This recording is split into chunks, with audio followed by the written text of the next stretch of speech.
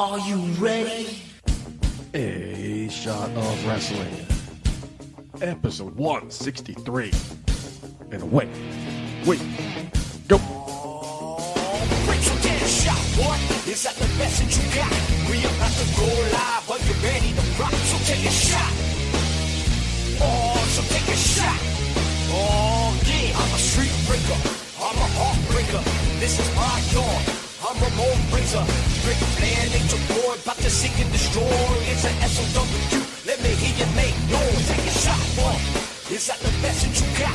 We about to go live. Are you ready to rock? So take a shot.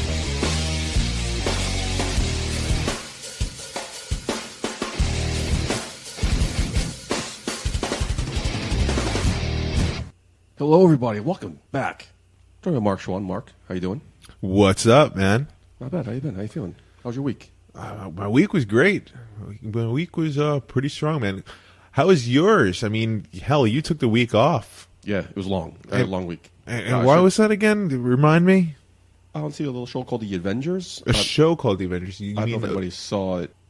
You mean the epic movie? The indie scene. Little indie movie. I had a busy weekend, so I should have took off 2 weeks in a row, but I can't because I'm dedicated to you listeners on the show. So here I am. Oh, should we just like bow down to you, Putty? Like, oh, You know, thank you. I'm waiting for it. Thank you for not taking another week off. I mean, you could do it. You could have done it. I don't have a tech guy. I'm not a tech guy. You're Hollywood. I'm You Hollywood. make one phone call. I mean, I could if I wanted to. That's nice. That's nice. Nice determination. Honestly, I had wedding shit to do too, so I'm actually kind of glad the week was off. You sound like a broken record. Every week, what do you do? Wedding shit. I have wedding stuff. Yeah, well, thank you for calling me out on that because it's true. Week in and week out. I mean, how hard is it to plan a wedding? You know what? I can't wait till the day it happens for you because, well, or watch, you wound up eloping for all I know. I mean, Joe Jonas did it Yeah, I mean, with Sansa Stark. So if he could do it, I could do it. kudos to them. I wish. Speaking of getting married, I remember one drunken night my friend was talking about maybe me officiating their wedding. Mm-hmm. Yeah. So when I got home that night, I signed up to be an ordained minister online. Did you now? Okay. And they just sent me an email today saying, congratulations on your 9-month anniversary. Oh, look at that. Totally forgot about it. So if you guys want Michael J. Putty to officiate your wedding, inbox at showwrestling.com or hit me up at Michael J. Putty. You should do like a contest online and yes. whoever gets it right or whatever, you get to officiate their wedding. We'll send it to our legal team. We'll make this happen. Yeah. Get married by Michael J. Putty. I mean, I'd be game if I didn't already have someone marrying me. Who? It's a childhood friend of mine. Lame. I know. I have a lot of childhood friends. Yeah, but I'm your best friend. I'm your adult friend. I know. I'm your dog. That makes it sound creepy, actually. The fact that I have, like, child friends. Yeah. Anyway, let's move on real quick before the cops get coming. Whoop, whoop. This week's Wrestling Replay, Money in the Bank, July 17th, 2011, from the Allstate Arena in Rosemont, Illinois, the site of my very first WrestleMania, WrestleMania 22. In front of kind of 14,000. I always got to throw that in there somewhere. Yeah, you always do. 14,815. Daniel Bryan defeated Cody Rhodes, Heath Slater, Justin Gabriel, Kane, Sin Cara, Sheamus, my man Wade Barrett, Sheamus? to win the SmackDown Money in the Bank ladder match for a World Heavyweight Championship contract in 24 minutes, 27 seconds. Kelly defeated Brie Bella to retain the Divas Championship. Oh, my God. Kelly? 4 minutes, 54 seconds. Give Divas a chance. Mark Henry defeated the Big Show in 6 minutes even. Alberto Del Oh, my God. Stop. Rio Okay. defeated Alex Riley, Evan Bourne, Jack Swagger, Kofi Kingston, The Miz, R-Truth, and Rey Mysterio to win the Raw Money in the Bank ladder match for a WWE Championship contract in 15 minutes, 54 seconds. My man Christian defeated Randy Orton in 12 minutes, 20 seconds to retain the World Heavyweight Championship. And in your main event, CM Punk defeated John Cena to win the WWE Championship in 33 minutes, 44 seconds. One of the most iconic Money in the Bank. I was talking to someone today, and he was saying that match between John Cena and CM Punk is his favorite match of all time. Really? Yeah. It got high praise from critics, but I don't remember it being that great. You know what? I was really thinking about it, and I was like, wow, kudos to you for choosing that match as your favorite match, because that was a damn good match, but he was telling me why. It's because the whole storyline behind it was just so unique, and it was really cool how they did it. And honestly, it doesn't get a lot of praise for the build-up and everything, and the match itself was very solid. And what happened was like unexpected. I don't think any of us really thought CM Punk was going to win. That was pretty cool. Nice little curveball. Right. And then Vince McMahon's calling for Alberto Del Rio to come out to cash in. Like, it's like, holy shit! Is this like the Montreal Screwjob all over again? And CM Punk kissing CM Punk kissing Vince McMahon goodbye, pretty much kissing the WWE goodbye. It was really cool. I don't know if it hasn't happened before, but I don't necessarily know if it's going to ever happen again. I don't think so. I was actually thinking, and I was saying this to this guy too. I remember thinking like, they were going to do something similar with Dean Ambrose. A lot of people did. Yeah, it just seemed like off, like in how WWE was handling like his potential release or his contract expiring, whatever you want to call it, and it was like unprecedented for like the things that WWE were saying with like their statements and how they were treating Dean Ambrose, because usually like they bury whoever's contract is expiring, but they didn't really do that with Dean Ambrose. Not too much. So I was gave him a proper send off. Yeah, and they were like doing like some like weird things between him and Triple H and whatnot. I was like, oh my god, is this gonna be like a CM Punk type of thing? Like, that would be cool. That could fit his character. But no, he's John Moxley now. Yeah, it's funny that people think that John Moxley now coming to the WWE. Did you hear that? Right, I'm hearing that too. I mean, did you see the promo? Yeah, it's pretty badass. It was really badass with the barbed wire and shit. I can understand why people might say that because of the production value and everything, but let's face the facts. I mean, Dean Ambrose, he's got money. Yeah. He reportedly does well with his money too. Yeah, he lives a frugal lifestyle. And what's the difference? What's the difference between Dean Ambrose and John Moxley? I feel like John Moxley's more of a badass. Okay, I wouldn't know, but okay. Like John Moxley, I mean, you CZW fans, let us know. Inbox at shutterwrestling.com or dial it up 619-343-3005. I would say Dean Ambrose is a watered down version of John Moxley. A PG version, would you say? Probably, yeah. Okay. Yeah. So we're trying to find a pay-per-view to watch tonight, because I just covered this one not too long ago, I feel like. But it's before you came on board, so now I'll get your point of view, because this is the most iconic.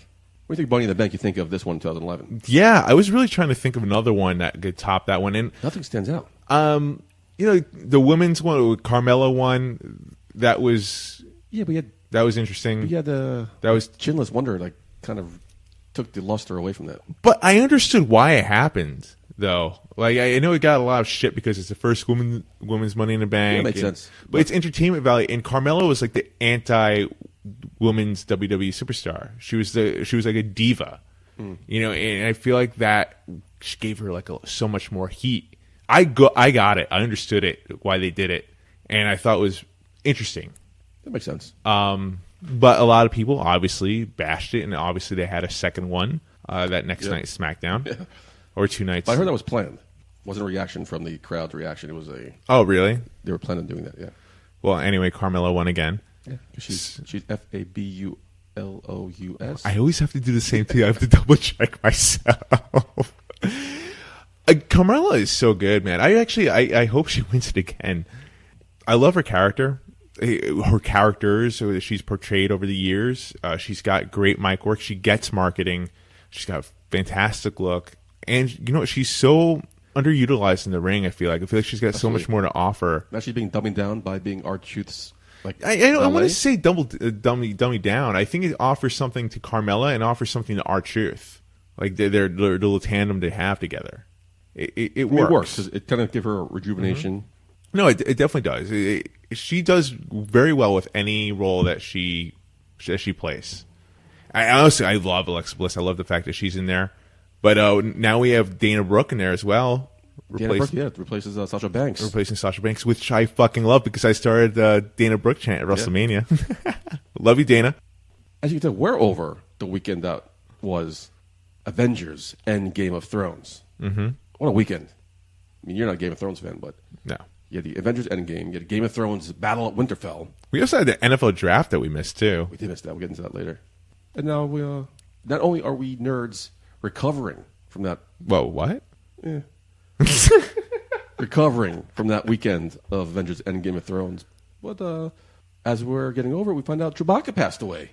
Oh, my God. I know. Right before May 4th. I know. So May the 4th be with him. That's sad. Oh, God. Never do that again, please. That's pretty good. That's one of the best one I've ever done in my life. Oh. That's on tape. God. Yes. Nailed it. Let's hear you do it. Much better. Okay. Stay corrected. I bow to you, sir. But what you think of Avengers Endgame?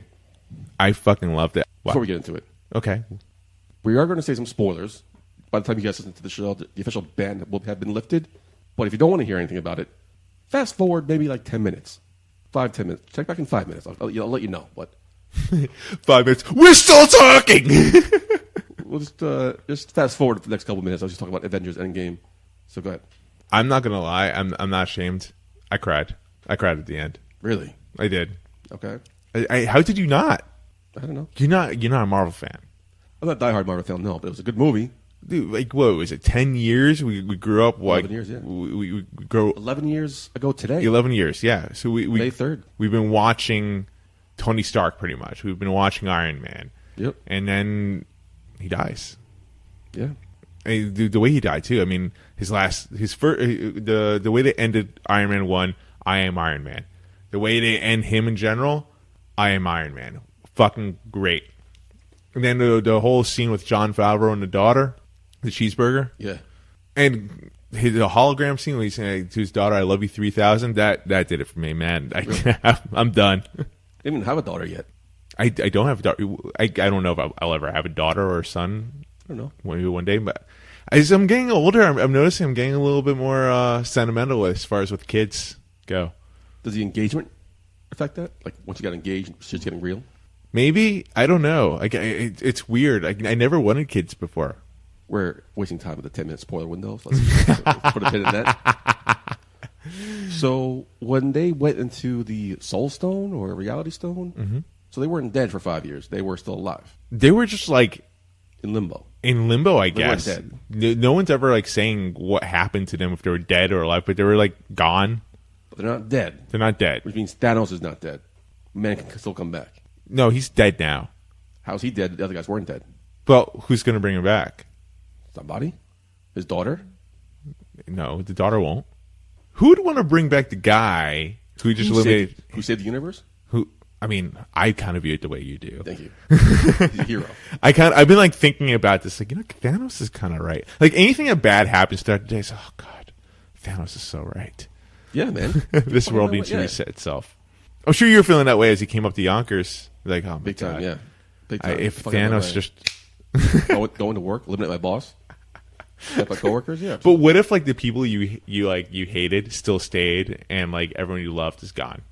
That would be your luck, actually, wouldn't it? Yeah, that's true. If it wasn't for bad luck, I wouldn't have luck at all. So they were gone for 5 years, right? 5 years, yeah. And they come back with. You see the yellow background when they come through the portal, so they were in that stone or whatever it was. Mm-hmm. They were already calmed up. You notice that? They were already talking to each other through the headsets. Yeah. How? Dude, don't question this shit. How do they know what frequency they're on? How do they even have headsets?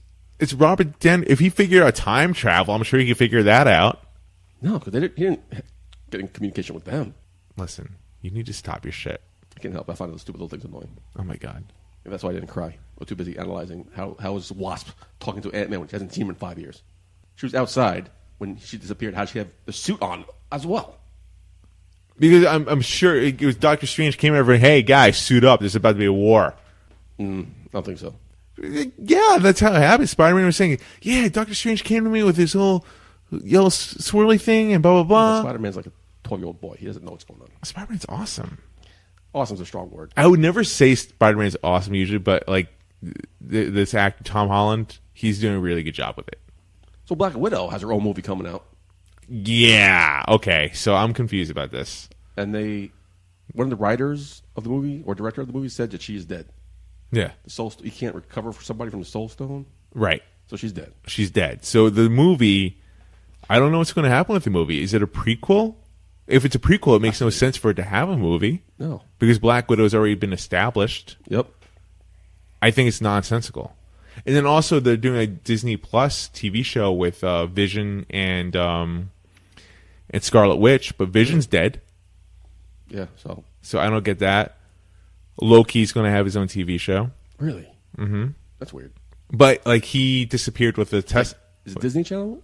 What's that? On the Disney Channel? On Disney Plus, the streaming is going to be coming out on. Is it going to be like teenage Loki from high school? No, you know what I'm thinking is the fact that he disappeared with the Tesseract. Am I saying that right? Yeah. And we don't know really what happens with that.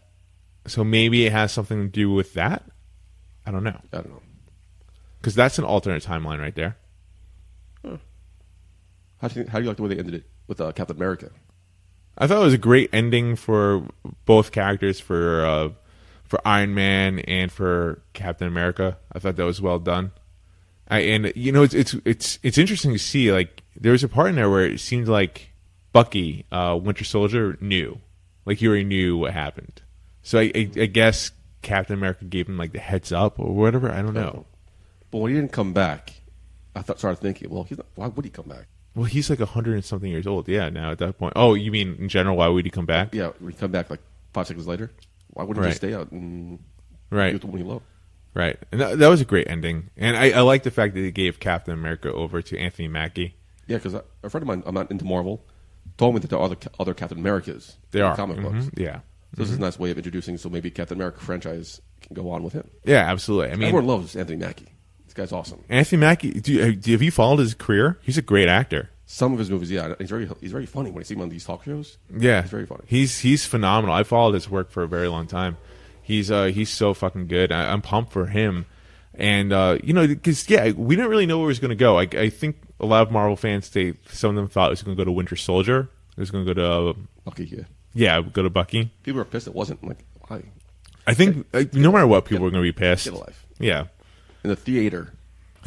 I did hear people audibly crying. Yeah, no, it was very loud sobs going on in my theater, including me, apparently. But yeah, that was Avengers Endgame. Don't watch Game of Thrones, so can't really talk about it here. But it was a badass episode. Erwin, the voice of Escobar, good friend of the show, came over and it was awesome. The Night King, the Dead Army, completely outsmarted the humans. Right? They were destroying them. Every play these guys played backfired on them. So they lost their mightiest warriors within the first 5 seconds of the battle. Oh, so were there like some really cool deaths? Yeah, her whole army of these group called the Dothraki. Their swords get lit up in flames. That's how you kill the dead, by putting them on fire. They go into the night. You can't see anything. All you see is their flames get extinguished. Because Daenerys and Jon don't have a game plan. They're horrible warriors. The Night King should have won that. He was winning that. He lost by technicality. Putting it in football terms for you, there's a good meme out there. Yeah. Who blew a bigger lead? The Night King or the Atlanta Falcons in the Super Bowl against the Patriots? I mean, I have never watched Game of Thrones, so I would say Atlanta Falcons. That's the severity of how they blew it. Oh, wow, that's bad. Right, let's put it in your terms. That's really bad. So there's 3 episodes left to see what happens. I'm glad how you break it down for me. You know, this could be a whole separate podcast, like a Game of Thrones, like Die Hard, explaining to someone that's never seen Game of Thrones the day before in their life, because that's what just happened. We're done talking about Avengers and Game of Thrones, so... Nerd Talk, out. Your boss, Eric Jayden, right? What about Eric Jayden? He's the man. First came into our lives in episode 69 of A Shot of Wrestling, How Apropos. Now here we are, almost 100 episodes later. That's a lot of episodes. He's done a lot for us. He's gotten us into companies. He's gotten us interviews. He's gotten us into commentary. He had a hotline for love. Still waiting. Dial it up, 619-343-3005 with your love advice. Let's catch up with the man himself. You have him on? Let's get him on. A man who is green in skin color. Talk to him. So let's catch up with the sexy Saiyan himself, Eric Jayden. Oh, my ears are open. Let's go. Family, welcome to another exciting edition of A Shot of Wrestling, the interviews. If you have not done so already, follow us on all forms of social media at A Shot of Wrestling on Facebook and Instagram, and Shot of Wrestling No A on Twitter.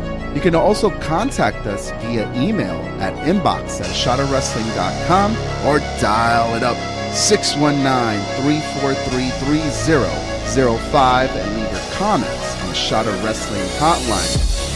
Now we say it's time and time again that wrestling brings us together, and today is a very special day because today we are blessed, we are honored to have someone that this statement does not ring any truer than the one, the only, the leader of the Deadly Saiyan Squad, the sexy Saiyan Black, Eric Jayden. Welcome, baby, to A Shot of Wrestling. Oh man, it's been a long time, and I mean, when we talk about long time, last time I was on was episode 69, huh? 69, brother. It's been a while, but people are listening. Go back to episode 69 because that is a different Eric Jayden that we're going to talk to. Eric Jayden, back then you were the definition of authority and sexiness. Man, you were a chick magnet. Now you're a force to be reckoned with. You're the Deadly Saiyan Black. For those of you who don't know, we are very grateful to have Eric Jayden in A Shot of Wrestling because there's a lot of great things that have come to A Shot of Wrestling because of you, brother. So let me just take this opportunity to thank you for everything you have done for us, for all those times that you have encouraged us. You've been a mentor to us. You've pretty much given us all the advice that we had to be successful, and we can never repay you enough. You are one of the main reasons that we are on year 3 as successful as we are. You are one of the main reasons that we have goals that we never had when we started this podcast. And you are one of the main reasons that we have a future in this business. So brother, thank you so much for believing in us. Thank you so much for allowing us also, putting the faith in us as content creators, and you put the trust in us, in your character also. If you remember a little way back, the sexy hotline that we had. Mm-hmm. It was only as successful as it was because of you, brother, because you gave us the opportunity to have fun with you, but you also put a lot of trust in us, in your character, in knowing that we were going to be able to take care of you and put you in the best light. And, till this day, the Sexy Hotline, if you haven't listened to it, is one of our most listened to series of A Shot of Wrestling. Oh, I love it. Listen, I remember that first time I met you, and I remember seeing you, particularly the Green Man, right in the front row, and I remember I was facing a certain guy. I'm not going to say his name, and you were just rooting for him, and I'm looking at him, who is this green asshole? He's like in the front row. And then from there on, I guess we touched base, and I started listening to your show at the time, the podcast with you and Michael J. And I just, something inside of me clicked. I said, wow, this is good. This has a lot of potential.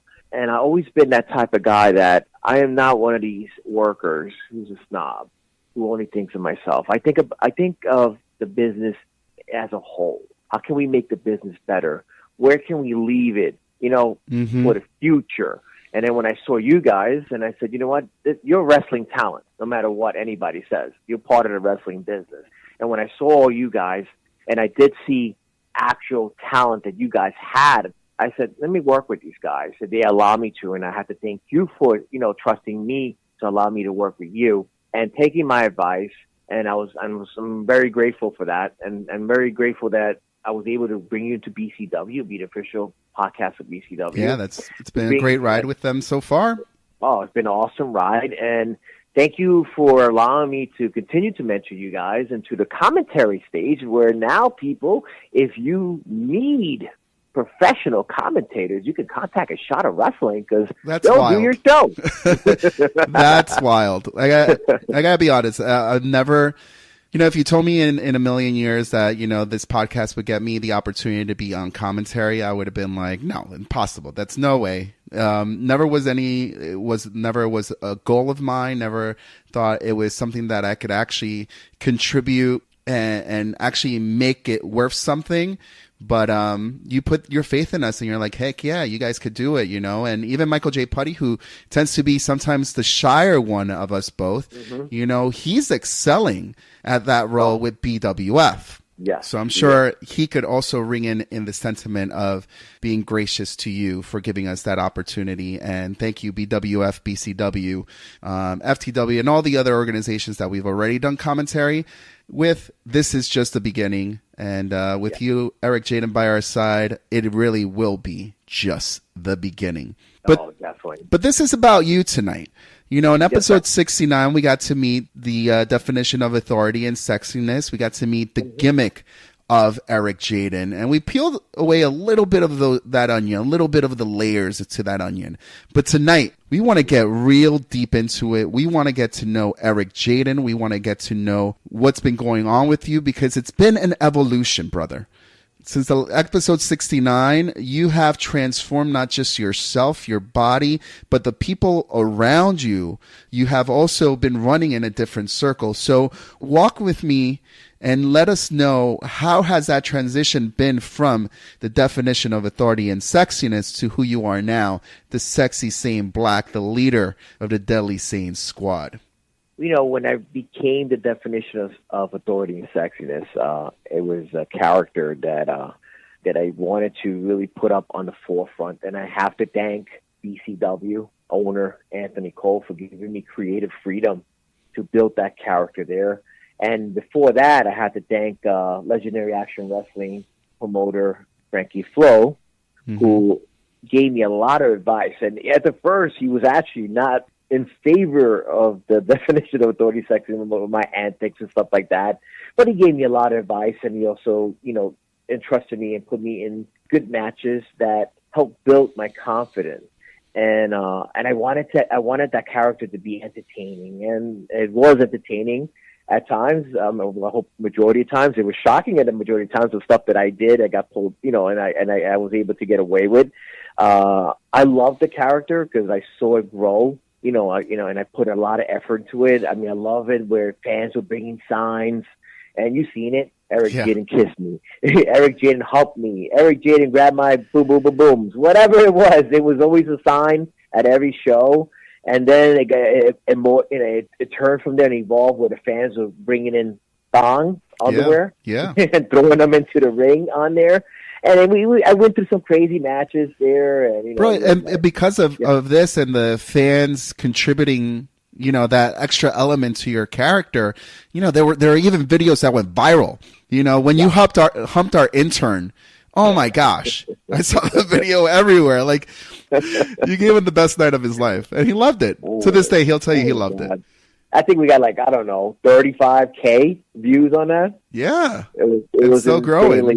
Yeah, it probably is still going, but that character was just awesome. And I always been, you know, for wrestling since day one, wrestling's always been to me about the characters. And we all know that, and I'm not going to argue with anybody. There's many different forms of wrestling. You got wrestling out there that's about spots. You have wrestling out there that's just pretty much car crashes.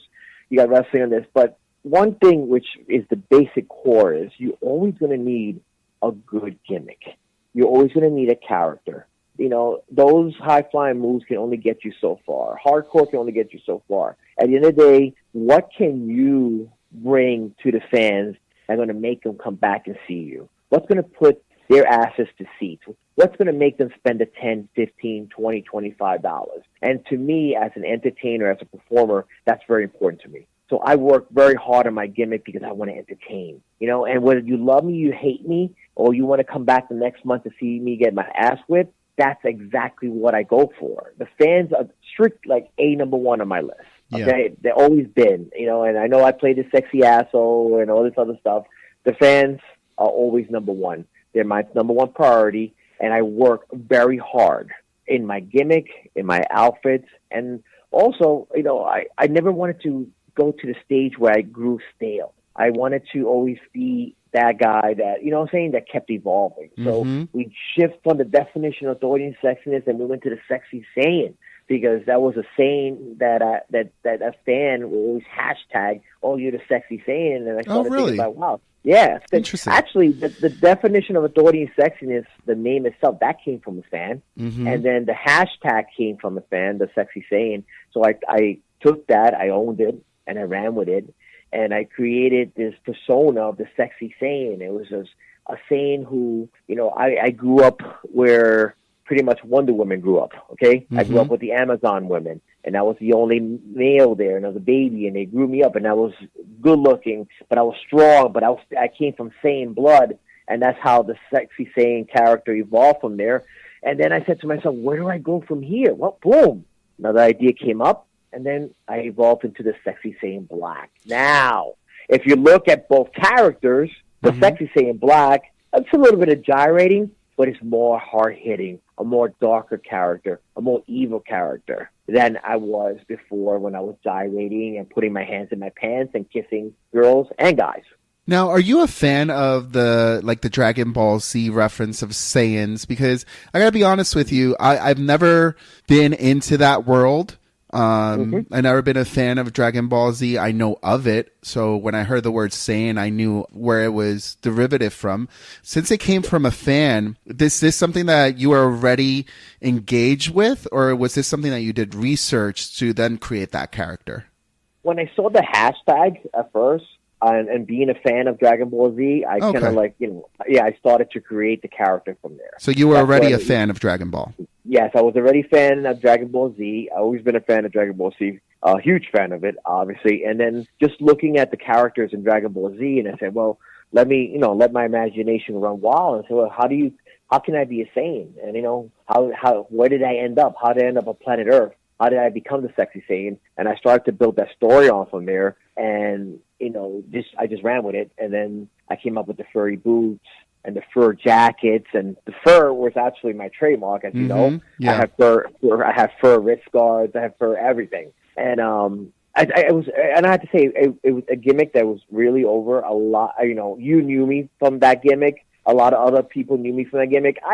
Still to this day, there's people that come up to me and say, "Hey, I really liked you when you were doing the definition of 36. Not that I don't like you now, but I really like when you were doing that. And, are you ever going to bring that back?" And I say, hey, you never know. It's wrestling. I can evolve from the Sexy Saiyan Black into something else, and that can come back.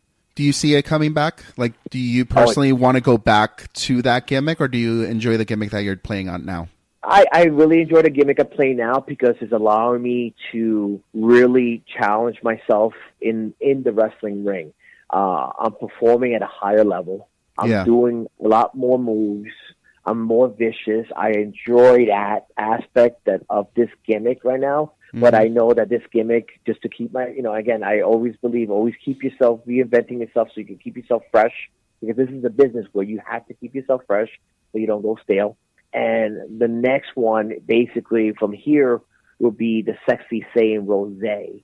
Oh, and that Shot of Wrestling exclusive. Exclusive. You're already thinking about your next evolution. Yes, I already waited. Yeah, I think I was thinking about that the minute I became the Sexy Saiyan Black, and we put that. I started putting that together. And I said, okay, how do I return back from being the dark guy to now being semi-evil, but now going back to gyrating and being that guy that I was before. And then right now we're playing with the Sexy Saiyan Rosé. Yeah, interesting. Other names that you've faced before goes beyond like just WWE, also ECW legends.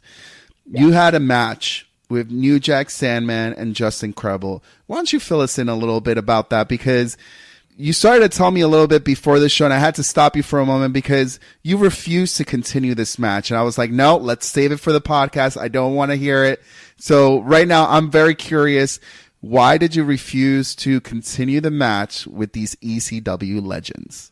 Well, fans, if you go and look it up, it's in actual YouTube. I think it has like 60 or 70K views on it.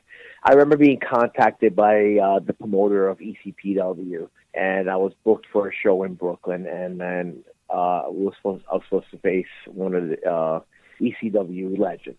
So it went back and forth. I heard I was facing New Jack, then I heard I was facing Sandman, and then I heard it became into a tag. So the day of the show, I show up backstage, and it's turned into from a tag match, now it's turned into a three-way. I'm like, three-way, who else is going to be there? And they tell me it was Justin Credible. Okay. I said, okay. So I got there. New Jack showed up. I said hi to him. He was very cool. He was actually a very super cool dude in the back. Very, very nice, And then I saw Sandman come. Then I saw Justin Credible come. And I know at the time Justin Credible was facing his demons. And when he showed up to the show, he was just not in good shape on there. And I am all about, like we just spoken before, I'm about entertaining the fans. I'm all about it, but it's, I want to do it safely. You know what I'm saying? Because I still have, I'm still wrestling. I pride myself that I have never hurt anybody. Yeah. Although I've been hurt before, but I pride myself very, very much that I never hurt somebody that they had to take off wrestling. Because a lot of people do this and make money off this, and this, a lot of people live off this. Right. And we were going through the match, and I noticed Sandman. Well, Sandman, he's always known to come in, and he was drinking, so I noticed he was just Sandman. Okay, and Sandman, even if when I seen him wrestle, in ECW, he's always been inebriated. You know what I'm saying? He's always, I could tell he had a few beers. I guess that was the gimmick. My thing that concerned me at the time is that he has that, Singapore cane and he's swinging it. So I said, I refuse to catch that cane in the eye, and then I lose an eye or lose something like that. And right. I said that wasn't me. So we were going through the match, and then some crazy spots were called and this and that. And I know the promoter said, no, he can't do nothing. And I just had this feeling inside that this is not going to go well. And we called it. We called it with Sandman. We called it, and one of my spots was, we were supposed to go in, we work, boom, boom, boom, get bumped around until I leave as of work. My tag team partner's in the ring because I'm like, screw this. I'm the sexy Saiyan. I don't need this shit. Right. And I go. Okay. Who were your tag team partners, by the way? At the time was a wrestling slugger and my old partner, Bobby C. DeMero, who's now the Simply Splendid Bobby C. All right. And I wasn't partners with him back then. We had already split up. I was wrestling on my own. I was wrestling as Eric the Draven. definition of authority sexing. Yeah. No, I was actually wrestling as Eric Jayden at the time. Okay. And match comes up. Boom, we go out. And it just starts off crazy. Okay? New Jack's in the ring with the chain. Sandman's with the Singapore cane. And Justin Credible's outside the ring, and I don't know, and he wasn't even supposed to get involved in the match because he was so, he was not in good shape. Okay. And he starts to throw chairs in the ring, but the chairs never make it into the ring. They hit he just doesn't even have energy to throw them over. And I'm just, now, mind you, that feeling I had before, it's just getting worse. Right.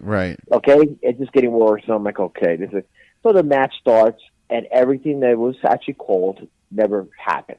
It just started going sideways, the match. And I was just watching and watching, and it just kept on going. And so finally I said, you know what, dude, I'm not doing this. Okay? And I told the guys, I said, we don't need to do this, really, and get ourselves hurt. It was just not a good, safe, I did not feel safe. They said they were going to stay and try to finish it off. And I said, no way. And I left. I walked out of the match, and I took the opportunity to walk out of the match where it's supposed to have been a work, yes, but it was a legit shoot. I left because everything was just going bad. It was just going downhill so fast, and I just didn't feel safe. And I walked back, and as I got to Gorilla, I saw the promoter, and the promoter standing there, and I said, hey, I'm sorry. I don't want to do this. I don't feel comfortable. Wow, that's crazy. And he looked at me. He didn't even say anything. He agreed with me. He goes, this is the worst shit I ever put together. That's what he said. and that was it. And then the match kind of ended it slowly after that. And it's horrible because I never want to be put in a position where I could potentially get hurt. You know what I'm saying? Yeah. And I know, like I said, I got in there for a few seconds, and everything felt so wrong. Mm-hmm. And it looked like everything, and I was like, you know what? I'm not gonna freaking take a Singapore cane because he's swinging it wildly. I don't know if he's swinging double. Okay, and it just nothing clicked right. And and I don't want anybody to take this negative because I'm not talking bad about any of them. It was just the predicament we were put in at the stage at that in their careers and their lives, and it wasn't a safe place to be in. It had a lot of potentials to somebody get hurt. Right. And that's I walked out, and the promoter wasn't even angry at me. He was like, no, hey, listen, I wish I never put this thing together. Did you speak to New Jack, Sandman, or just Incredible after the match? No, not at all. I think Sandman left shortly after the match. New Jack was in the back, and I thanked him.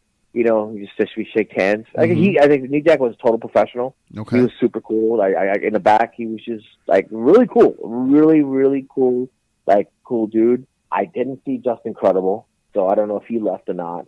It was just that. It was just, and again, I want to talk. I'm not talking bad about them at all. It was just a situation. It was not the right situation. Yeah, it was not. It was never. It shouldn't. We should never had that match. It should never have been like that. The promoter agreed. He said, I wish I never put this thing together. And it was a moment in my career that I was just very happy that I got myself away from it.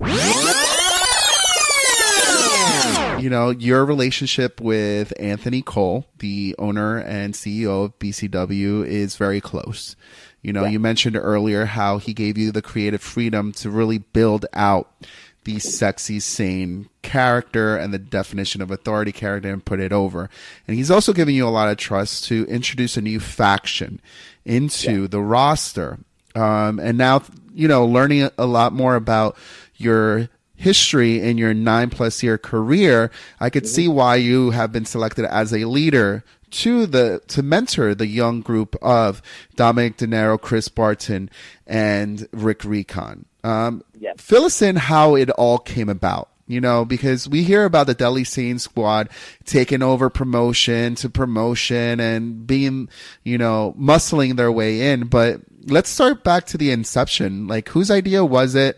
Why these guys out of everybody who you could have picked, you know? You know, it started where Anthony Cole, like, I'm actually the last original from the very beginning BCW member of the roster. So I'm the last surviving one since the company first started. I've been there since day one, since the doors opened. When I remember I was approached by the bookers previously, you know, from the bookers that are now there. They said, you know, hey, we want to bring you in. We want you to be this sexy Shawn Michaels type character that will put you in the mid to upper card and have you in there and have you always, you know, ready to be thrown into some storyline. So that's always been my part. And then I was always the entertainment guy. Yeah. I was always have the entertaining matches, and I'm very grateful that me and you talked about it, and I was talking about it with other people, and, you know, even from BCW, and I said, hey, every match that was ever given to me, I either met the expectation or excelled the expectations of it. And then they put me against tons of guys. A lot of times they put me against, you know, gimmick guys. They put me against legends. They put me against ROH guys. I was on a roll with basically ROH guys for a while. I remember having a fantastic match with Kurt Stallion, who's now signed with the Evolve. Mm-hmm. And Anthony Cole at one point, you know, just started calling me up and, you know, just picking my brain. Hey, what do you think of this and I think of that? So we started to build that relationship from talent promoter, you know, into like more of a friendship, you know, and more of a trust. Our trust started building, you know, more from there. He always had a trust in me as a performer. Mm-hmm. You know, but I was his employee. You know what I'm saying? We never crossed lines. I would see him, how you doing, boss, shake hands. We shoot the breeze, but that was it. It was always, you know, he was my promoter, he was my boss. I was his employee, and that's where, you know, we kind of left it. So when he started calling me and asking me and picking my brains about stuff on there, I would, you know, say, hey, I think this is good and not good. That's where we built a relationship. And then from there, we just, you know, we started moving on. He would always call me for stuff. And then I said to him one day, I said, listen, you know, he's always talking about taking BCW to a new level. Yeah. Well, what can we do different? And I said, well, we don't have any really homegrown talent other than myself, in a sense. Mm-hmm. I said, we have no actual anybody that we're building from the inside. You know what I'm saying? So why don't we build somebody? Why don't we build a faction? And then now you talked about Dragon Ball Z. There's no bigger fan and bigger mark for Dragon Ball Z than Anthony Cole. Okay? If you went to the man's house, he legit has all the videos, all the DVDs, really, the characters. Yes, he has a shrine for Dragon Ball Z. So that's why when I became the Sexy Saiyan, trust me, he absolutely marked out and loved it. Yeah. Yeah, he loved it and jumped on it. So I said to myself, okay, so I'm doing very well in a sense as a Sexy Saiyan. I'm going to evolve and stuff like that. So why don't we create a faction? He goes, okay. And then he goes, you know what? I've been thinking about that. I said, okay. And then we shot ideas to each other. And I said, well, I was thinking about, you know, in a homegrown faction, and we called ourselves the Deadly Saiyan Squad. And his eyes just blew up. Mm-hmm. He goes, are you kidding me? That's exactly what I was thinking. So, so we were on the same page. Yeah. And I remember the East Coast Syndicate, who are my East Coast Saiyans, Dominic De Niro and Chris Barton. They were. I remember them being brought up. I know Anthony called me up and said, "What do you think of these guys?" Now I have seen them before, and I said, "He goes, I want to bring them in because I want to give them an opportunity." And I said, "No problem." And they were always around because we will rent the ring a good portion of time from FTW. Right. And they're students from FTW Wrestling Academy, which I want to, shout out to the FTW Wrestling Academy. I trained there also for a good 6 months with Matt Stryker, who I believe did an awesome job with me, teaching me how to perform in the ring as a heel in a lot of different ways. So that was a great time I spent there. A good portion, a good time I spent there. But they were always around. They would set up the ring. So I said, he told me, he was trying to bring them in. I said, okay, cool. And Anthony said, keep watch the matches for me and let me know what you think. And I said, no, they're good. They have a lot of potential. They're they're young boys, and they I just saw, I told him I saw a lot of potential in them. Yeah. And then Rick Recon, I did not bring in. I know he was brought in, but the second round I had brought him back. So when we were thinking of members, I said Anthony started just naming guys, and he was naming main talent, right? Okay. And I said, no, I don't want to go that route. I said, what do you mean? I said, let's get guys who are young and hungry. Mm-hmm. And I said, who are you thinking about, Jayden? And the first three people I mentioned, I said, I want the East Coast Syndicate, Dominic Darrow, Chris Barton, and I want Rick Recon. And he looked at me at first, and I gave me that look. He goes, okay, because it was an odd pairing. He didn't see it. Yeah, he didn't see it. And I said, trust me on this. We're going to create magic with this. And he does have trust in me. And he said, okay. I said, let's run with it. So we approached them, and we started working it. We started working the gimmick, and we brought the scouters, and we started putting out the promos. And our goal was to be this badass takeover faction, just like the actual Saiyans of the Dragon Ball Z. Because if you look at their thing, they derive from being warriors. They derive from fighting and taking over. That's what they do. They used to go around to different universes and take over. So we said, we're going to do that same thing, but we're going to take over wrestling promotion. And we saw how it slowly but surely started to take off, and it's been getting over majorly. We're working a big angle in BWF. We've worked an angle with Law, which we just had a blowover match. In BCW, we're more than over. Absolutely. I remember being in commentary for Anniversary, and it was such a great moment because, and I'm pretty sure I've talked about it on the show before, but being in commentary and then seeing you guys go through that curtain, the pop that we heard from the crowd was something that a lot of people did not expect. One, from the believers who believed in you and the Deadly Saiyan squad, it was like a moment of like, yes, this is freaking awesome. The people are behind it. I'm not the only one. This is so cool. I'm screaming at the top of my lungs kind of moment for the believers. For the non-believers, it was like, holy shit. Really? Like, there is people invested in this team, and it's like, yeah, there is. And it was a great moment for you guys, and it was, I still remember, on commentary saying, for those of you who do not believe in the Deadly Saiyan squad, listen to the crowd right now, because you today will be a believer. Yes. And thank you for that. It's true. At the BCW second anniversary, that really hit home for us because when we came out, and I remember what a match, bro! Oh my gosh, that was a crazy match.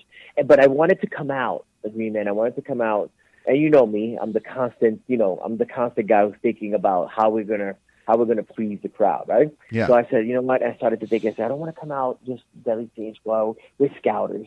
I want to come out and rest with something different that nobody. I'm not saying nobody has seen before because they've seen it, but they haven't seen. I guess, and it'll be like a shock value. Whoa, I know what that is. I haven't seen that in a while. Right. So I said to myself, I said, you know what? I talked to the squad. I said, why don't we come out as the 5 Deadly Venoms? And they're all martial arts fans, so they knew what it was. And so like, okay, cool, and. I contacted a lady named Elizabeth Mena and Ivan Aldone, and which they ended up being huge Deadly Saiyan squad fans. Uh-huh. And they actually replicated the mask because when I looked up the mask, They were like going for 200 each mask. No way. Really? Yeah, it was Wow. insane. So yeah, I contacted them because I know they do stuff like that, and I said, "Hey, can you replicate these masks?" And they, we sent us a short, and lo and behold, they did. They built some mask, and they painted them, and they made the scorpion and the toad, and it even created a separate mask for the Queen Saiyan, the Queen heel, Nia Kennedy. They made her a customized mask, which was so awesome. And when we came out through that curtain, like you said, and we had those masks, it just gave us that extra oomph, And when I heard that crowd pop, I was like, yes, we have them in our hands. Yeah. We have them. I told them, guys, suck this in. This is awesome. They went crazy. And that match was absolutely insane. It was one wild. of the top matches of the night. It was wild, and it was great. And I thank the Legendary Action Wrestling guys for working that angle and working that storyline with us. Going back to the Deadly Saiyan squad, I'm very proud. I'm very proud of Chris Barton, Dominic Guerrero, Rick Recon. Rick Recon was not even a Dragon Ball Z fan, okay? But Rick actually started. He knew a Dragon Ball Z. He started doing his research when he joined the Deadly Saiyan squad, and he became a fucking fan right away. Just like he loved it. He would watch it. He started talking about it, and he became a student of it, which I loved. I loved that his passion for it, and he got on there. And they're great guys. They really, really are. Like I said, the East Coast Saiyans, as you know, everybody knows them as the East Coast Syndicate. They have tons of potential. They're future stars, definitely. Absolutely. In any promotion they're going to be. Rick is another one. Great, the Cyborg Saiyan. I think you also pick great people with great work ethic too. Yes, they definitely they'll have no problem putting in the work. Rick, I love Rick because he's like me. He believes in the gimmick. He knows that he has his ring style to him. He could work in that ring, but he can sell that Cyborg Saiyan. Yeah. When he comes out, he has the presentation. And I always say this to the younger guys and anybody coming to wrestling. Wrestling is 50% work and 50% gimmick. You need the presentation. You need that appeal. What's going to draw the fans to you? And when Rick comes out, he has the shoulder pads, he has the scouter, he looks like a Cyborg Saiyan, ready to kill somebody. And I love that from him. And he's going to be, and I know he's going to be very successful down the line. All the guys are going to be very successful down the line. So, including Hollywood. Then let's bring our co-host of the Shot of Wrestling. Mark Schwann let's get a little history on Mark. Mark was brought in through Frankie Flo. And he brought him into Legendary Action Wrestling.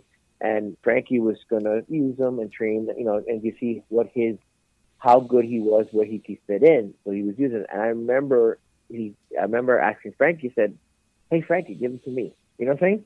Let me see if I could do something with him. And Frankie said, "Go ahead." And Mark has been phenomenal, just like you guys. I remember, like I spoke to you guys, I spoke to Mark. I said, Mark, I will share my knowledge and help you as best I can if you follow this rule. It's shut up, listen, and shut the fuck up. That's it. That's all you need to do. Yep. And you guys did it, and it's an old school thing. Just shut up and listen. Don't say anything, and soak it in. And Mark's been absolutely phenomenal. I remember approaching you, can I put Mark and try him out in the podcast? Him and Michael J. Putty are killing it right now. Yeah. Killing it together. Really are. And when you throw the Green Man into the mix, it's absolute magic. It's absolute magic. I'm going to tell you people, if you're not listening to a Shot of Wrestling, or this is your first time, or you're an avid listener but you don't listen enough, then you need to go back to past episodes and listen to the Green Man, listen to Mark Schwann, listen to Michael J. Putty, the magic they create. That I want to hear you guys like every morning. Have your own wrestling show and a morning talk show every morning. Because don't put that in my head. Don't put that in my head. I think it has to happen. You guys are that good. And again, I thank you guys for being so humble that you, I guess, look at me as a mentor. But I see so much talent in you guys. And Mark has been awesome. He's been progressing. He's taking bumps. He goddamn Frankie Flo punched him in the head. Oh, that was great. He made it. He took it like a champ. Yeah, he took it like a champ. He is not afraid, Mark. He asks questions. He learns. He's humble. Well, he's a trained actor and he's a black belt. So I think he was made for this business. Oh, he definitely was. And he's definitely Hollywood. He's definitely the Hollywood Saiyan, along with Naya. And we have a pretty nifty group right now, and where we go from here, we don't know. But I know I could tell the fans right now, and you guys been seeing the vignettes out there, there is an evolution coming. There is an evolution coming for the Deadly Saiyan squad. And the dark days are coming. Yeah, and it starts, just look up the word, people, Satsujin. And then we'll go from there. And we'll go from there. Well, like we always say, the best is yet to come. But before we head out, if people want to continue to follow the evolution of Eric Jayden, where could we follow you on social media? All right, so I'm in the top 3 social media sites. You can definitely find me, Eric Jayden, on Facebook. You can follow me on Twitter at Bad Guy Sexiness, and you can follow me on Twitter at Follow the Bad Guy. We also have the Deadly Saiyan Squad page on Facebook, so you can follow us there and see where we are going to be performing next on there. You'll always catch me on Breed Combination Wrestling. I'm one of the mainstays. And you'll also catch me on Legendary Action Wrestling. Those are my 2 mainstay companies here. And I always post my wrestling schedule. I have a lot of bookings coming up, so just check my page. I'll let the fans know where I'm going to be performing next. And I want to thank you, Green Man, Abel, for giving me this opportunity. And I want to thank you again, you and Mike, and for that first time we met each other and how we connected and how you allow me to help you guys. And trust me, like, you don't understand. That means so much to me because you guys put a lot of faith in me. So you guys heard a lot from Eric Jayden, Eric Avilas right now, but I have a very strong connection to A Shot of Wrestling because I wanted to help see that brand grow. And you'll see me. I'll wear all the gear, and I model it, and I post it, and I'm always putting out, A Shot of Wrestling, A Shot of Wrestling, A Shot of Wrestling, because I believe in it. So if you're listening to this interview, thank you. But I also want you to continue following A Shot of Wrestling because this is the future. You will be seeing A Shot of Wrestling in the future at a grander stage. And our goal is hopefully to be in satellite radio. Yeah. So it's our out there. main goal. It's still there. They're still there. That's one of our main goals.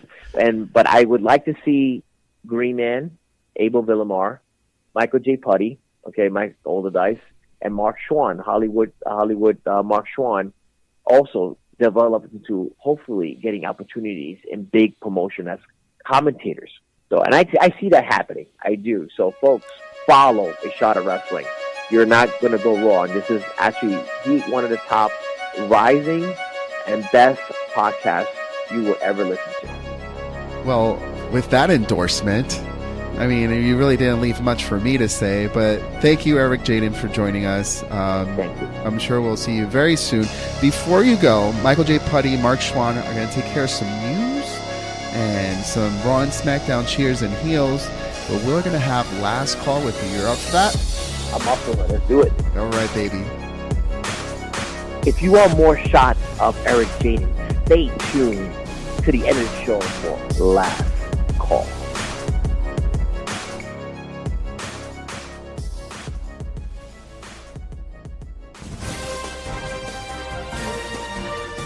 It's in the news with Michael J. Putty. Yeah, great catching up with Eric Jayden. Good job, Eric. Thank you for your time. Love you, Eric. I could just listen to him talk all day. Full of knowledge. Dude, he really is. He's taught me so You know much. more than I would. Yeah, absolutely. No joke. Yeah, talk about it. What's he taught you? He's In the taught me. brief time you guys been together. He's taught me so much just about the wrestling business in general, the psychology behind it. He's the locker room etiquette. Yeah, it's a big one. That's the big one. He's taught me so much. He has a lot of wisdom. And he's very old school. About it's all about the character. It's all about it really is about the character and storytelling, really, Yep. and that's what he's really all about. And I love that. And I've learned so much from him, and from Nia Kennedy as well. And Happy birthday, by the way. happy birthday to her, the Queen. I've learned a lot from everyone from the squad, from the East Coast Saiyans, or whatever you want to call them, the East Coast Syndicate, Dom and Chris. I've learned from Rick Regon. And myself. Yeah, Putty, sure. Dick. Let's get to the news. Brock Lesnar has decided to not return to the MMA and is officially retired, according to ESPN. Kind of surprised there. The rumor was he's going to fight Daniel Cormier in either the summer or fall of 2019. But Dana White said that fight was never happening. Yeah, but Brock Lesnar got into the octagon and pushed him. And they cut a mini promo. But something happened with him. I don't really follow UFC, but something happened with that dude as well. Daniel Cormier? Yeah. Yeah, he's getting older. He wants to retire. But the big thing was this big match was a dream match, apparently. I don't want to follow UFC too closely either. Well, so is Matt Riddle and Brock Lesnar, but who knows if that's going to happen? You know, I mean... Is that a dream match? For Matt Riddle. But Undertaker and Sting, that's a dream match, but that's never going to happen. You know, they're dream matches that are just never going to happen. People just they have to get over it. Dana White told ESPN, we're going to go in a different direction with Cormier now. Yeah, obviously. Obviously. But didn't something happen with, like, the drug testing with Brock Lesnar as well? Yeah, we've been following that story closely. He failed the drug test. His last UFC win got overturned, and he was suspended for a year. Right, but something recently happened with the drug test. That I don't know about. Like he retired to avoid it or something like that. I might be spreading a rumor right now. A couple years ago he did. That was a thing. But I think right now. That I don't know. Maybe. We'll find out more in the week coming ahead. I heard something about with that in the drug tests. But those drug tests don't matter in Saudi Arabia. Nope. Brock Lesnar's coming back, along with The Undertaker and Goldberg. They will part of the next event in Jeddah, Saudi Arabia.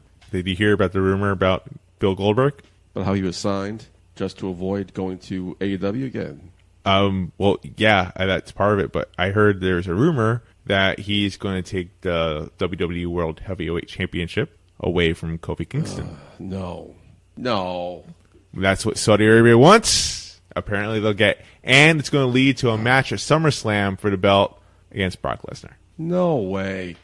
This is what I'm hearing. This is a rumor. I have to say it's just a rumor. Oh, it's a horrible rumor. I hope it's not true. Please don't be true. Kofi Kingston deserves a good run. Do Saudi Arabians not like black people?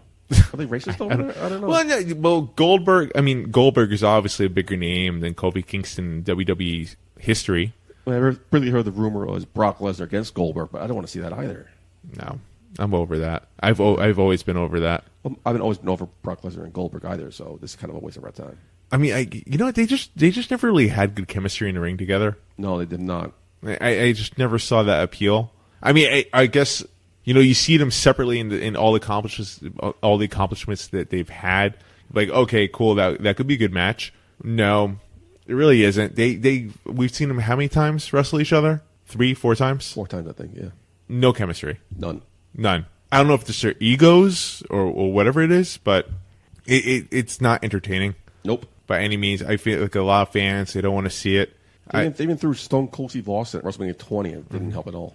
I mean, not for nothing. Well, that match is just different for so many reasons because, the fans knew that they were both leaving. They knew Brock Lesnar. That was kind of the origination of the dirt sheets when the fans kind of got smart. Yeah, I would agree with that because Brock Lesnar was going to NFL and Goldberg was just done. He was retiring. Yeah. He was retiring, right? And fans knew that about both, and they just shit in the match. That was the first time I remember fans knowing what's going on. Yeah, and also both of them didn't really do much to help that match. Nope, they didn't give a fuck. Either one of them did. Because they were both out. What do they care? Do you agree that he's being signed to avoid going to AEW? Absolutely. Because I actually, honestly, I thought AEW already signed Bill Goldberg. Because I thought that was one of their first announcements that they made. Really? I didn't get that. Or they were looking into it. I don't know. I looked over it again. Goldberg's still a draw, though? Like, would Goldberg draw in AEW? Goldberg is still a draw, yeah. No. I've never been a huge Goldberg fan. Neither have I, so I don't know. But Goldberg draws a lot of people. There's a lot of Bill Goldberg fans. And, yeah, no, absolutely. That would be a big draw for AEW. That's a big signing. The news. Vince McMahon is reportedly committed to reinvigorating Bray Wyatt's career and his character. I dig it. With the new Firefly Funhouse thing. I totally dig it, man. People don't agree with you because people behind the scenes are very skeptical about it. But Vince himself allegedly vows to make this gimmick work. With eventually Bray turning into like a darker, more disturbing character than he was like before, I guess. It's very disturbing. Are you seeing these vignettes, these promos? Okay. When it first debuted 2 weeks ago, right? Yeah. When we were off? Yeah. I went to bed early. I was fucking tired. And Raw sucks. So I wake up the next day, and I see a video and I see the clip of this. Mm-hmm. I knew it was Bray Wyatt. Oh, dude, my jaw was to the floor. We knew it was leaning towards Bray Wyatt. I didn't know it was going to be fucking Pee Wee Herman Bray Wyatt. I actually watched the clip. It's like Blue's Clues, Yeah. Pee Wee Herman-esque, yeah. And then you see the darkness of it. Like there's like, oh shit, there's just potential of being fucking badass. It's creepy as hell. And it's awesome. I'm loving it. I'm surprised I say it, but because it sounds so stupid when you explain it to people. But I'm loving it. It's fantastic. It's like Jim Carrey in that show Kidding on Showtime. Yeah, Great show. By the way, check it out. It's Bray Wyatt doing it, and he shows more personality. He's not this fucking boring drawn like. He's got a lot of range. Charisma is the word I'm looking for. Yeah, he has. He's definitely not shy of charisma. So I'm looking forward to this. Yeah, but you also see that you see that dark side. Like he's like, yeah, I used to be a bad man. And you see that just that look, that little tingle in his eye. Like, dude, you're still fucked up. He loves talking about painting and how cool it is, and then he paints a burned down shed. Right. With his sister Abigail, I guess, in the window. Right. Oh man. And do you see? So Luke Harper, I don't know if you're getting into this. So Luke Harper, apparently they're not going to grant his release. Nope. So Bray Wyatt wants Luke Harper apparently to be involved in this. He should. Funhouse. That'd be cool. That would be really cool. I think that would work. Who do you give credit to, Vince McMahon or Bray Wyatt? I mean, you gotta give it to both Vince McMahon for thinking of this concept and Bray Wyatt for executing it. It's such an out of the box concept. It really is. It's bright colors, It's fun characters, great theme song. Right. But yet it's a bold move. It's dark. It's a bold move, but with Bray Wyatt, like you gotta give kudos to him because Vince McMahon could give this to anyone and it could fail. I don't think so. Like you picture giving this to a wrestler with like no personality. I don't know, name someone, but Bray Wyatt is making it work. I think that's the main thing. Like it's all Bray Wyatt on this. Yeah, great job. Also being reported that one main difference between this Bray Wyatt and the other Bray Wyatt, the old Bray Wyatt, this time around he's going to be pushed stronger. Actually, like in the ring, it's a legit threat and like a badass. So, because he had no real main storyline or feud as a Bray Wyatt, and he's always got his ass handed to him. He did, but yeah, he did always get his handed to him. I love. I hate to cut you off. The quote was, "I found it. Wyatt is going to be made to look unstoppable as a physical standpoint." So, man, I love that. So, I mean, that's interesting because he is a freak. If you think about it, I mean, he's got for a guy his size, he's very fast. He's very agile. When he was Husky Harris, his moniker was a tank with a Ferrari engine. Yeah, but it's true though. That's what he is. Basically, yeah. He's phenomenal what he does inside the ring and with his character. I mean, there's no reason why Bray Wyatt can't be a world heavyweight champion for more than 3 weeks. For more than 3 weeks, yeah. Mm-hmm. Yeah, can't wait to see what happens. When do you think he debuts? I don't know. If I were to do it. So we have what? We have one more week for Money in the Bank. Yeah, it's too soon for that. I would do it like if whoever wins Money in the Bank, I would do it during the cash-in. But you gotta think when they do this vignettes type stuff, we're gonna see a couple more weeks of this vignettes, and then probably the Funhouse will be on the stage, and he'll do a live Firefly Funhouse. That's when I start seeing some sort of feud. And maybe, yeah, maybe that's what you do. Maybe you do a live Funhouse at Money in the Bank. I think it's still too soon for that. You still think so? Yeah, we'll find out. Keep you updated. Yeah. In other news, Mike Johnson, a PW insider, good friend of the show, revealed the word going around backstage is that Leo Rush's heat is so bad that he'll probably head back to NXT. Apparently he's a polarizing figure backstage. I've heard he might get fired. I mean, him going to NXT might help him. He can't get fired. He's too good. I've known him from the indie scene before he got signed, and he's fantastic. I think he's being underutilized in the E. People have said that about many people, though. I mean, you look at Sasha Banks right now. I mean, she's phenomenal in the ring, but she's too big for her own britches, though. I mean, but then again, that's her own doing. But Leo Rush. Do you know what happened? He was given advice by older talent. Yeah, and he's brushing them off. And he allegedly he went to management to complain about it. Right. Come on, you don't do that. Which makes him look even worse. And I've heard talent talk about it. Chris Jericho talked about it. Mark Henry talked about it. If these reports are true, I mean, Mark Henry said himself, what, you're better than The Rock? The Rock even did this. Which is a great point. Yeah. I don't think anyone in this business is better than The Rock. Triple H. But even so, Triple H did it with DX. I'm saying they've all paid their dues. For anyone to come into WWE and think that they're right away, they're hot shit. Mm-hmm. I mean, there's going to be these veterans in the back to tell you otherwise. If there's one thing I've learned about professional wrestling, being a manager and being a hype man in this business, I've learned right away this industry is solely founded on respect and tradition. I would love for JBL to be around now. Oh my God, JBL would kill this guy. Because you hear the stories of what The Miz went through. Right. And all the shit he had to go through just from JBL himself. Right.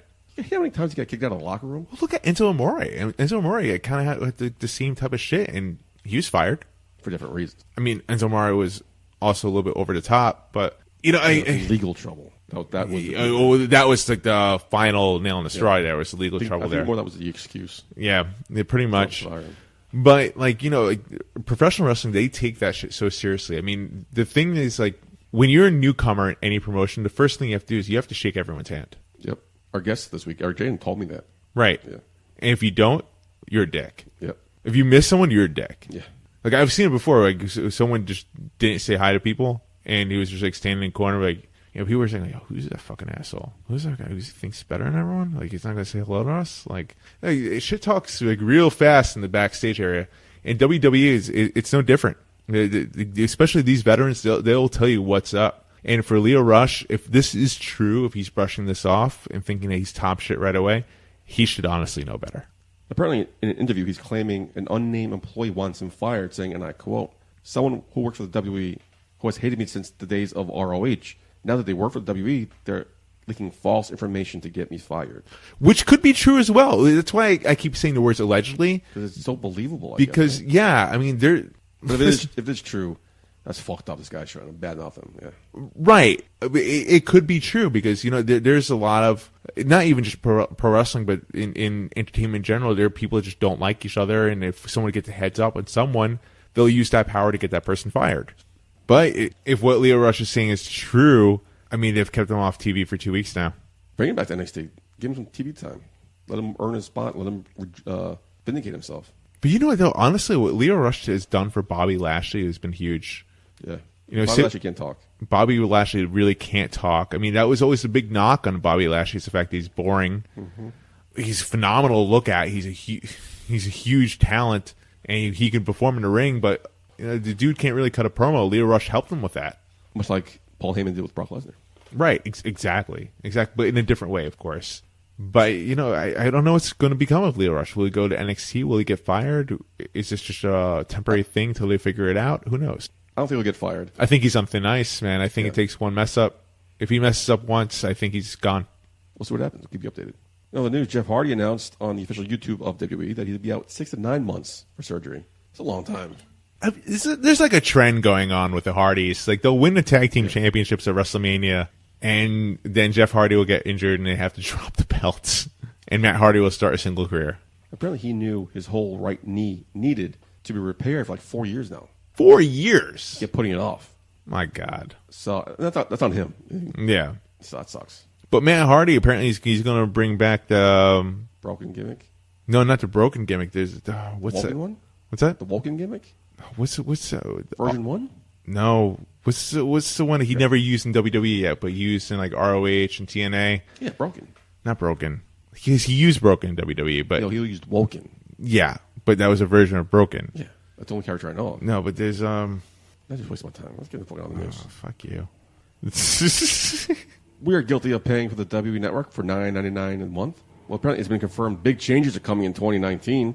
Co-president George Barrios noted that their team has been working on a new platform for over a year, which will be released in the next coming months. And to quote, the relaunch will include new features fans have been asking for a while now, although they didn't specify what those features will be. What features? I don't know. What have you been asking for? Nothing. Sunny nudes? I got those. Last year, the E sent out a survey to gauge interest, and they did something it was something with Impact, wasn't it? With Indies? Yeah, the Indies thing. That's what it was. Yeah, if you pay $15 a month, you get more content, features, and perks. The perks was maybe voting for the Hall of Fame or voting on this and that. Oh God, they're going to vote in the Hall of Fame? No, don't. That was one of the options. I don't know if they confirmed that because they're not telling us what we're fucking paying for. We just talked about before the show started how me and you both pay for the network, but we don't utilize the content at all. Right. No. we just watch the pay-per-views. Right. And the replays every week during the show.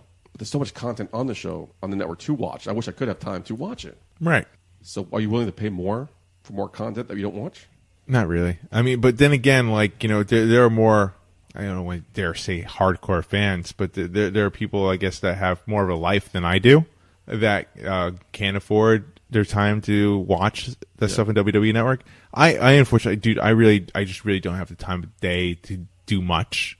My life is like suffocated with the work and right now my wedding stuff, as you mentioned earlier. Wedding plan, yeah. But no, I always have something to do. I don't really get to watch much TV.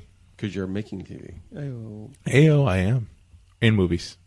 Well, let's refill our drinks, then we'll come back. Talk about some Raw and SmackDown.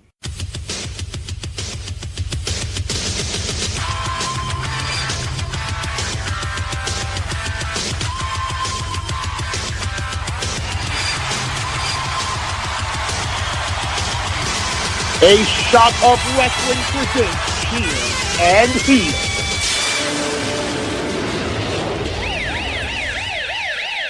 Let's start with Raw. First, we're going to big heel them announcing the participants of the Money in the Bank ladder match instead of them earning their spots. They've done it in the previous years. Like Bobby Roode just beat Ricochet last week, and now Ricochet's in the Money in the Bank. Right, exactly. Like, why isn't Robert Roode?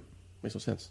See, now, if I'm booking the show right now, like, what I would do is, like, to keep it interesting, to keep it fresh, Yes. right? To throw a swerve to the fans. Like, yeah, we do the announcements, like, oh, shit, what's going on? But give the people the opportunity to beat these people before, have it next week on Raw, or this coming week on Raw, give them the opportunity. If they win, whoever wins that match goes to Money in the Bank. I like that.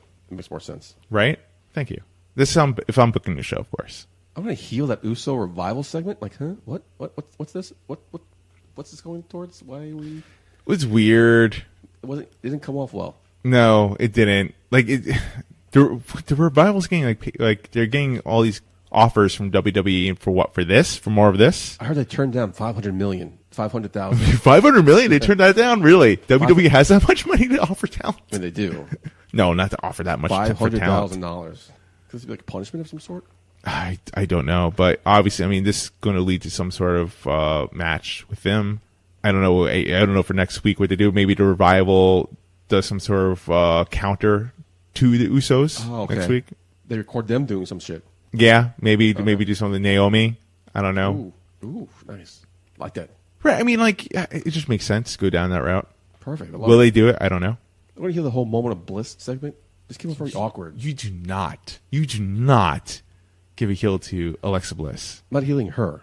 The goddess of WWE. Segment was weird. People started talking, and then they cut people other off, and then people were talking and over other people. Like nobody knew what to say and when to say it. Yeah, no, it's all awkward. I think that has to do with like the fact that shit just got thrown in, especially with like Dana Brooke. Last minute, yeah, maybe. Last minute, and now Alexa Bliss. I don't necessarily know if she was originally planned to be in, but now she's in. I mean, obviously, this is probably going to lead to some sort of like tag team match at Raw for this week. So we'll see what happens with that. Well, is Sasha Banks going to come back? I think it's too late now. Right? There's talks about her possibly replacing Dana Brooke. No, if Dana she Brooke decides replaced to her. Right. Fuck that. No, Dana Brooke deserves her spot. Take care, comb your hair. Amen. See you in AEW. I want to cheers. I mean, Sami Zayn's promos keep killing it, and I found out why it's different. He's making fun of the fans, not calling them fat, not calling them lazy, not calling them stupid, not making fun of the hometown team. He's like attacking them mentally. He's being very real. Yeah. Like I feel like it's kind of coming from a real place. He's not doing the cheap shtick that every heel does. He's doing he's attacking the marks. Yeah, it's different. Which is the majority of the fans nowadays. Pretty much, yeah. Yeah, you just keep doing that. I'm surprised he's not in the Money in the Bank. That would have been cool. Or he doesn't. It doesn't seem like he has any sort of angle going right now. Yeah, where does this lead to? Like, where does it lead to? I like the fact that he's attacking the marks, but like, where is it going to lead to? Like, what happens next? What do you do this for a storyline? Does it lead to him versus who? Like, I can't even think of one. Because I would say right off the bat maybe Finn Balor, but Finn Balor's in SmackDown. Mm-hmm. He can't go against Samoa Joe because Samoa Joe's heel. Truth. I don't know where this goes. I don't know how. I don't think anybody does yet. Just keep doing it until, I don't know, maybe Apollo Crews comes out. I don't know. I think he's on SmackDown, isn't he? Oh, yeah, he's on SmackDown. I don't even know. I can't. They keep switching. I don't know. Who would you put against Sami Zayn right now? Let us know. Inbox at ShadowWrestling.com or 619-343-3005. You be the booker. Go to SmackDown. Raw sucked. I like your Roman. Didn't it have like the lowest ratings ever? Right. Yeah. Oof. That's not a good sign. You can't even blame the NBA playoffs for that. Nope. Why was Michael Cole there on SmackDown? I don't know. No one ever said anything about that. Why wasn't Corey Graves or Todd Grisham doing this? Why bring Michael Cole in for nothing? Well, Corey Graves was there. Yeah, but he was on the table. Why would he in the ring moderating this? Why Michael Cole? I don't know. And a big heel, Kofi Kingston being the new WWE champion. What do you mean? What? He won it like almost a month ago. Like, when did he stop calling him new? He knew it a month ago. He won like 3-4 weeks ago. It was like 3 weeks ago. Yeah, so But he hasn't defended it still yet. yeah, but he's still the new WWE champion. Still new. That's not new. It's not new. By the way, can we talk about like how people were surprised about Kevin Owens turning on Kofi Kingston? Like, Yeah, we missed that last week. You go for it. I mean, like, really? It's Kevin Owens. I could have called that a mile away without my glasses. That was great. Perfect timing. It was fantastic. It was fantastic. It was fantastic the way they did that. It was very well done.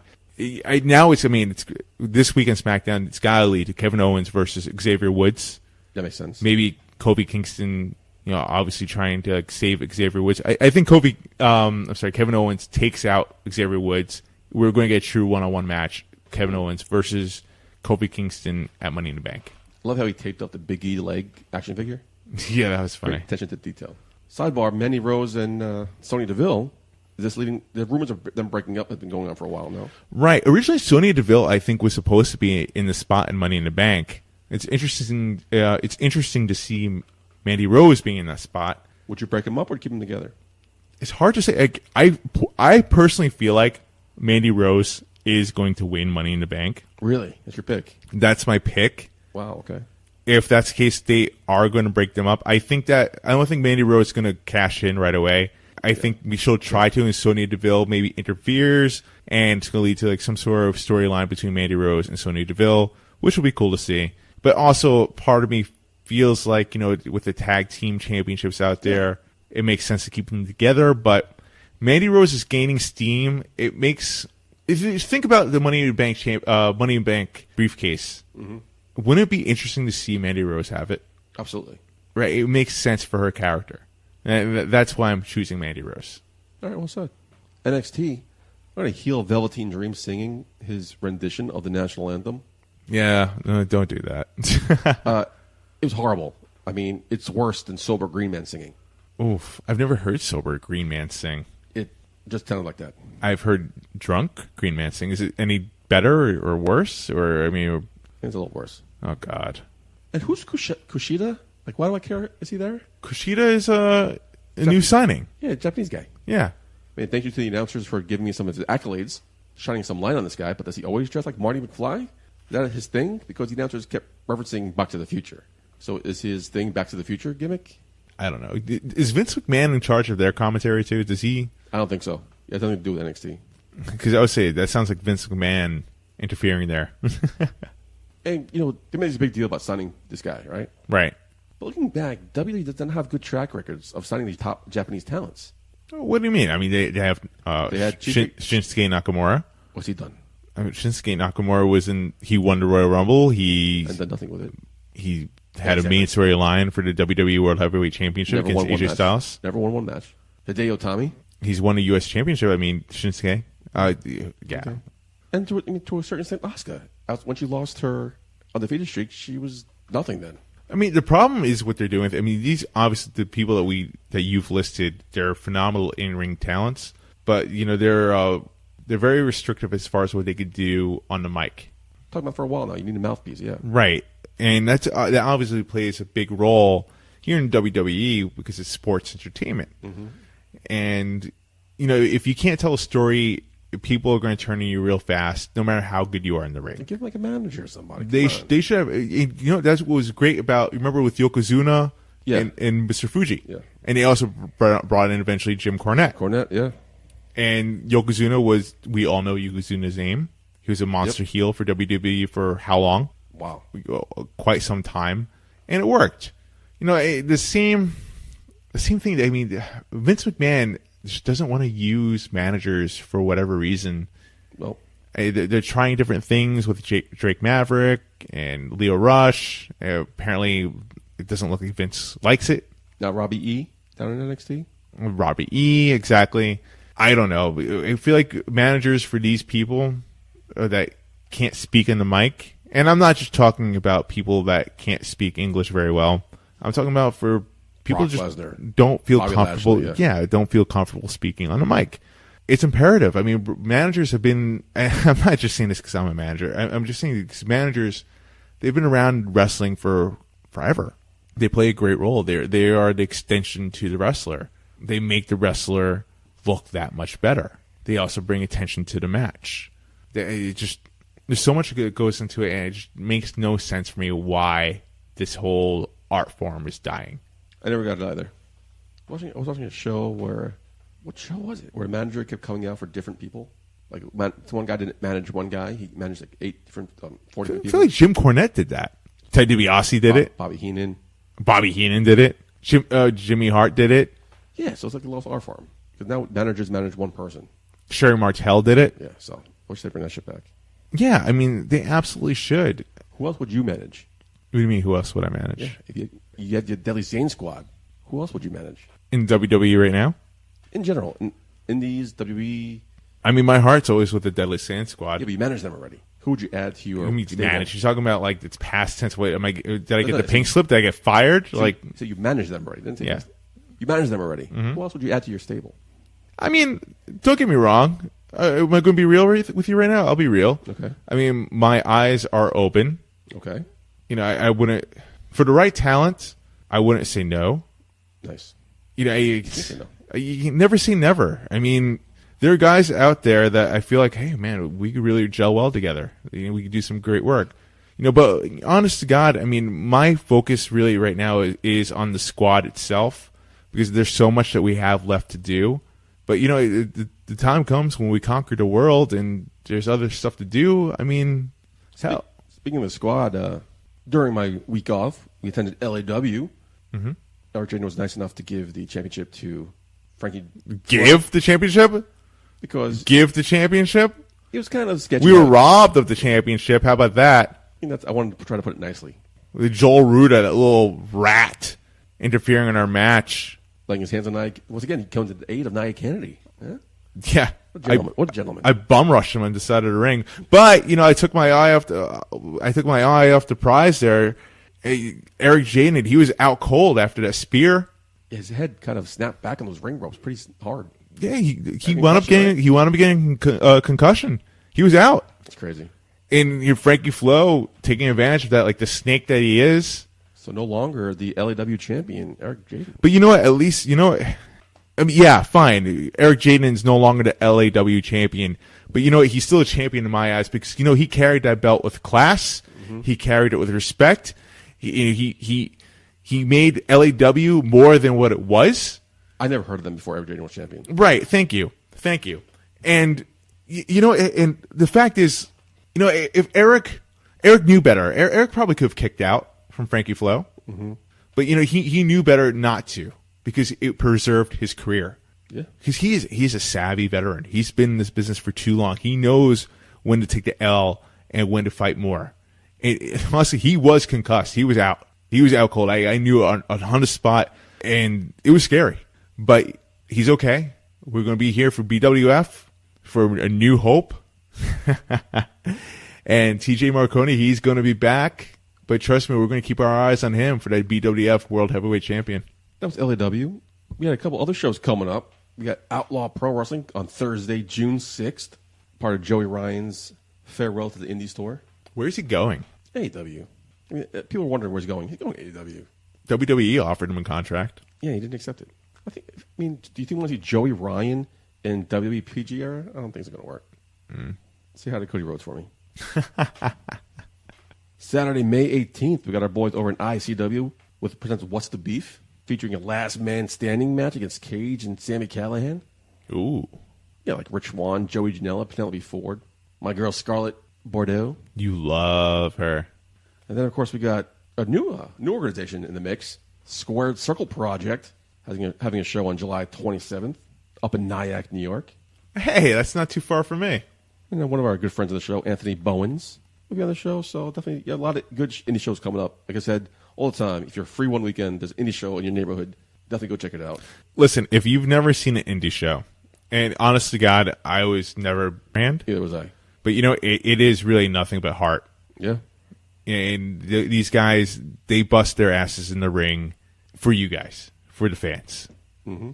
They're not just doing storylines, scripted promos for make bigger bucks here from the E or for AEW. They're doing it all in heart, and it's really cool to see live.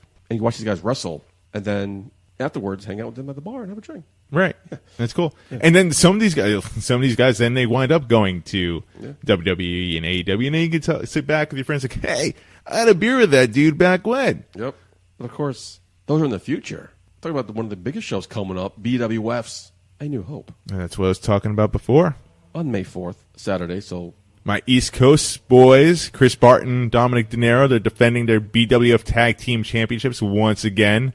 They're going to come out, of course, on top because that's what they always do. I mean, past tense because the show would have happened by the time you're listening to this. So that's a spoiler. There you go. I mean, man, ready for commentary? Ready to do this? I got my notes ready from Pete Rosado.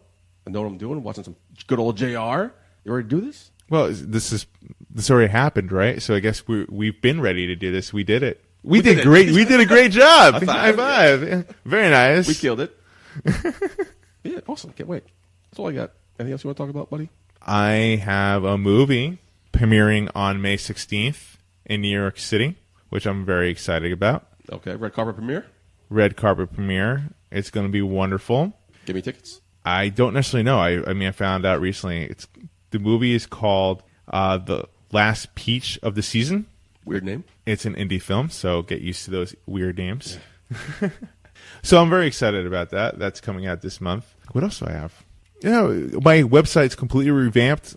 It's got more of my wrestling stuff on there as well, along with A Shot of Wrestling. Awesome. That's on yourfavoriteactor.com. What else? That's my life, really. Great.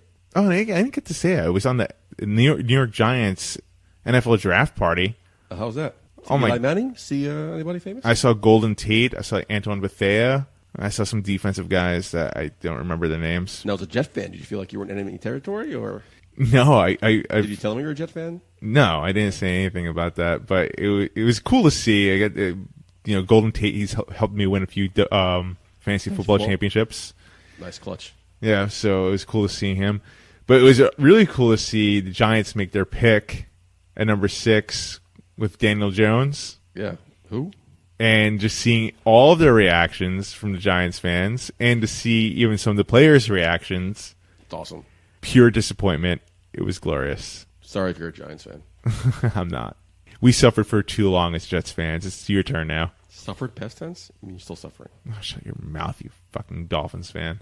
Good congratulations getting Josh Rosen, by the way. Preach. For like nothing. Top 10 talent. It's called a steal, my friend. Yeah, we'll see how he pans out with no talent on the Dolphins. I know what you're talking about.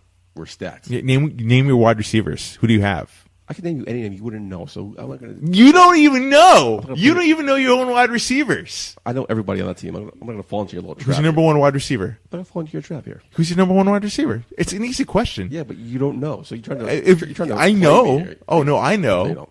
I know everyone in the NFL. Do you? I do. No, you don't. I do. So we'll talk about the BWF show happening on May 4th, big Star Wars Day. Yeah. You Star Wars fan? Huge. Oh, so how have we not talked about this yet? Star Wars Day, May 4th. You ready? I am so ready. I mean, we're going to be there for A New Hope.